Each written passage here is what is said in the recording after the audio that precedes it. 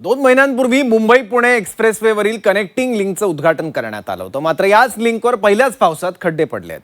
तसंच काही ठिकाणी डांबर निघालंय. त्यामुळे लिंकचं काम निकृष्ट झाल्याचा आरोप आता होतोय. पहिल्याच पावसात जर अशा प्रकारे खड्डे पडत असतील तर या मार्गावर अतिशय वेगानं प्रवास करणाऱ्या वाहनांचा प्रवास सुरक्षित आहे का, हा प्रश्न या निमित्तानं उपस्थित होतोय.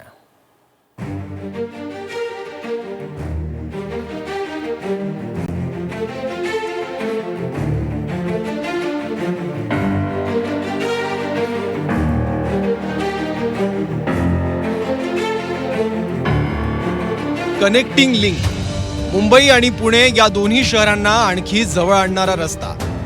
मुंबई पुणे द्रुतगती मार्गावर प्रवासाचा वेग वाढवणारा प्रकल्प. लोणावळा आणि खंडाळा घाटातील अवघड प्रवासाला एक वेगवान पर्याय या लिंकनं दिला.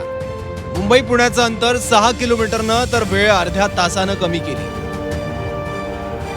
मोठ्या थाटामाटात या महत्वाकांक्षी कनेक्टिंग लिंकचं 2 महिन्यांपूर्वी उद्घाटन झालं.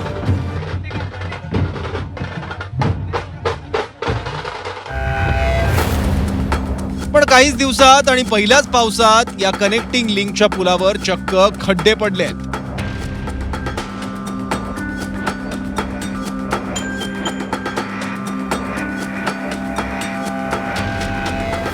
पुणे मुंबई एक्सप्रेस हायवेवरील वाहतूक कोंडी सोडवण्यासाठी मिसिंग लिंकचा उद्घाटन सोहळा पार पडला.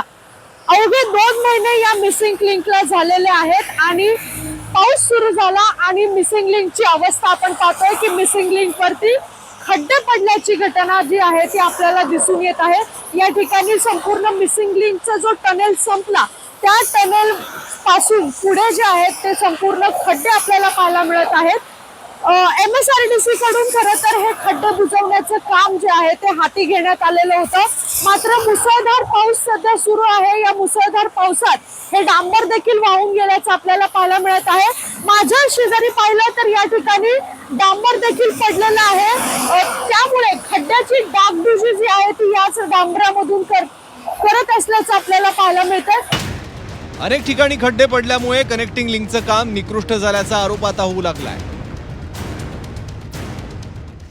100% आज जर बघितलं तर आपण या मिसिंग लिंकच्या बाबतीमध्ये सांगितल्या पद्धतीने जर त्यांना कंत्राटदारांना, कंपनीला आणि PWD असे, महानगरपालिका असे सगळीकडं जे लोक काम करतात त्यांना गॅरंटी द्यावी लागते इतक्या वर्षामध्ये आपण या कामाची काळजी घेऊ. जर उद्घाटन झाल्याच खड्डे पडत असतील तर मला वाटतं आता येणाऱ्या काळामध्ये भाजपच्या आणि या महायुतीच्या राज्यामध्ये खड्डेमय आपल्याला रस्ते पाहायला मिळतील. म्हणणं बरोबर आहे. तर MSRDCने बांधलेला आहे ना रस्ता, बरोबर आहे. 2 लेअर आहेत त्याच्यात. एक लेअर भाजपाचं आणि दुसरं लेअर शिवसेनेचं.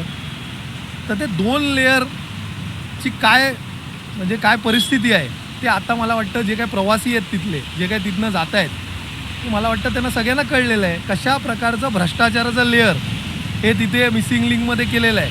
आणि जे खरोखर त्या रस्त्यासाठी आवश्यक होतं, ज्या प्रकारे तो आंतरराष्ट्रीय दर्जाचा रस्ता झाला पाहिजे होता, तेच तिथे मिसिंग आहे.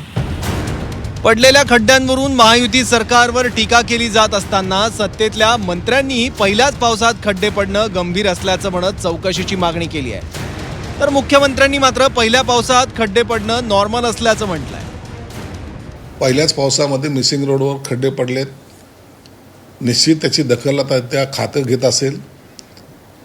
जर काही तिथं चुकीचं झालं तर त्या अधिकाऱ्यावर कारवाई वगैरे हा नंतरचा भाग तर होताच, परंतु असं का घडलं याचं सुद्धा चौकशी करायला पाहिजे. आणि पहिल्या पावसात खड्डे पडणं हे चुकीचं आहे, याचं समर्थन आम्ही करणार नाही. कनेक्टिंग लिंकवर जिथे कनेक्टर आहे तिथे 2 त्या ठिकाणी खड्डे आहेत. पण पूर्ण कनेक्टिंग लिंकवर खड्डे पडले आहेत वगैरे हे योग्य नाही आहे. मुळामध्ये काही लोकांना याच्यातच आनंद आहे की कुठल्याही गोष्टीला खूप ॲम्प्लिफाय करायचं. आपल्याला कल्पना आहे कुठलंही काम झाल्यानंतर पहिला पाऊस जो असतो या पावसानंतर त्याच्यावर दुसरी लेअर येते. कारण त्या पावसामध्ये आपण त्याची ड्युरेबिलिटी टेस्ट करत असतो. त्या पावसामध्ये त्या ठिकाणी काय अडचणी येतील ते आपण टेस्ट करत असतो.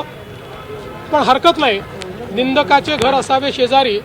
त्यामुळे निश्चितपणे त्या संदर्भात योग्य काळजी MSRDC घेईल. आता मुख्यमंत्र्यांनी जरी विरोधकांना टीकेतच रस असल्याचं म्हटलं असलं तरी कनेक्टिंग लिंकवरचे खड्डे अपघाताला आमंत्रण देणारे ठरू शकतात. काही दिवसातच रस्त्यावरचं डांबर जात असेल तर हे अनेक प्रश्न सुद्धा उपस्थित करणार आहे. या लिंकच्या श्रेयवादाचे प्रयत्न महाराष्ट्रानं बघितले आहेत. त्यामुळे या खड्ड्यांची सुद्धा जबाबदारी कोणीतरी घ्यावी इतकीच अपेक्षा. चैत्राली राजापूरकर, झी 24 तास, मुंबई.